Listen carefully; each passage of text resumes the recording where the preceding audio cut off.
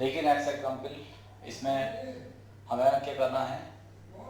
Example 10, find the point on the curve y equal to x cube at which the slope of tangent is equal to the y coordinate of the point. ठीक है, तो कैसे solve करेंगे समझ लीजिए। सबसे पहले question की लैंग्वेज समझिए, इसमें क्या पूछा है और कैसे सॉल्व करना है। फाइंड द पॉइंट, हमें एक पॉइंट फाइंड करना है इस कर्व का। ओके, तो जो भी चीज़ फाइंड करना है तो पहले उसको लेट कर लिया करो। जैसे कि लेट कर लेंगे, लेट h कॉमा के be the point on the curve. Okay, इस कर्व के ऊपर हमने एक पॉइंट कंसीडर कर लिया h कॉमा के, तो h कॉमा के कर्व की इक्वेशन को सेटिस्फाई करेगा, तो सेटिस्फाई करा देंगे k equal to h cube. Equation number first. अब आगे ये दिया हुआ है कि इस कर्व की h कॉमा के पर जो टेंजेंट है उसकी स्लोप इसी पॉइंट के y कोऑर्डिनेट के बराबर है। तो हम पहले क्या करेंगे, इस पॉइंट पर टेंजेंट कर्व की स्लोप निकालेंगे टेंजेंट की।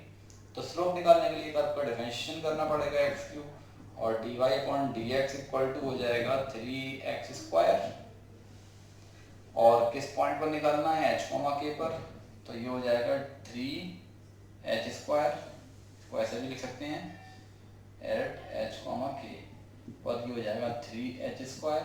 और ये जो स्लोप है टेंजेंट की, ये कर्व के y कोऑर्डिनेट के इक्वल है। तो y कोऑर्डिनेट कर्व का दे रखा है k, तो यहाँ से k इक्वल टू हो जाएगा 3h स्क्वायर। ठीक है, अब एक इक्वेशन सेकंड ये मिल गई और एक इक्वेशन ऊपर दे रखी है, दोनों इक्वेशन को सॉल्व कर लेंगे। तो k equal to h cube और k equal to 3h square, तो इस तरह से हो जाएगा h cube equal to 3h square. इसको जल्द लेकर आएंगे और h कॉमन ले लेंगे, h स्क्वायर, तो ये हो जाएगा h minus 3 equal to 0।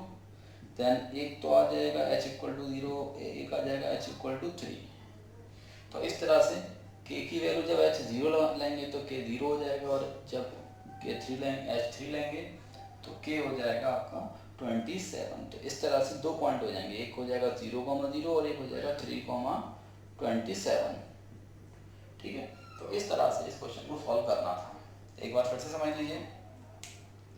Find the point on the curve y equal to x cube. इस कर्व के ऊपर एक पॉइंट फाइंड करना है एट विच, जहाँ पर द स्लोप ऑफ टेंजेंट, जहाँ पर अगर हम टेंजेंट ड्रॉ करते हैं तो वो टेंजेंट उस पॉइंट के जहाँ पर टेंजेंट ड्रॉ की जा रही है y कोऑर्डिनेट के बराबर है। ठीक है, तो हम पॉइंट फाइंड करना था, पॉइंट लेट कर लिया h कॉमा के कर्व के ऊपर। अब चूंकि ये कर्व के ऊपर है तो कर्व की इक्वेशन को सेटिस्फाई करेगा। तो यहाँ पर y और x क्यू था, तो y की जगह k और x की जगह h, ये हो जाएगा। तो इक्वेशन नंबर फर्स्ट।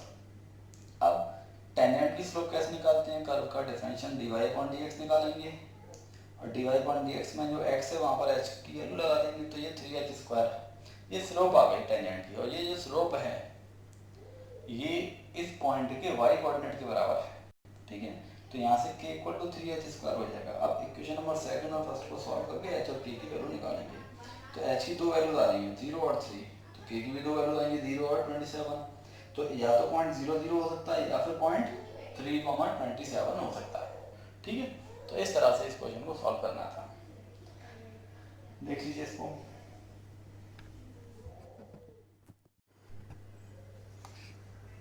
देखिए हमारे पास अगला एग्जाम्पल दे रखा है, एग्जाम्पल नंबर 5। ये मुझसे क्वेश्चन है पूछा था, तो इसको कैसे सॉल्व करेंगे। देखिए, find the slope of the normal to the curve x equal to 1 minus a sin theta y equal to b cos square theta.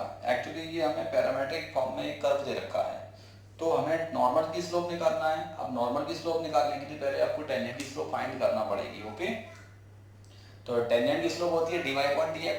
तो पहले हम dy अपॉन dx निकालेंगे, क्योंकि पैरामीट्रिक फॉर्म में इक्वेशन दे रखी है, तो दोनों को डिफरेंशिएट करेंगे विद रिस्पेक्ट टू थीटा।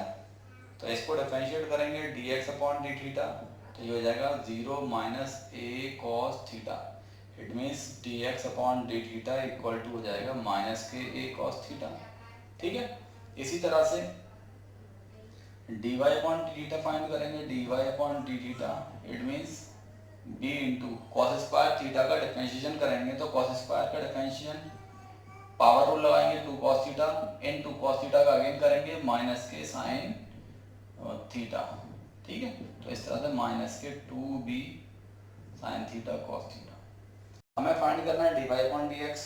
तो dy अपॉन dx फाइंड करने के लिए डिवाइड लगाना पड़ेगा सेकंड में फर्स्ट का, इसको फर्स्ट और इसको सेकंड इक्वेशन मान लीजिए। तो माइनस के 2b sine theta cos theta upon minus के a कॉस थीटा।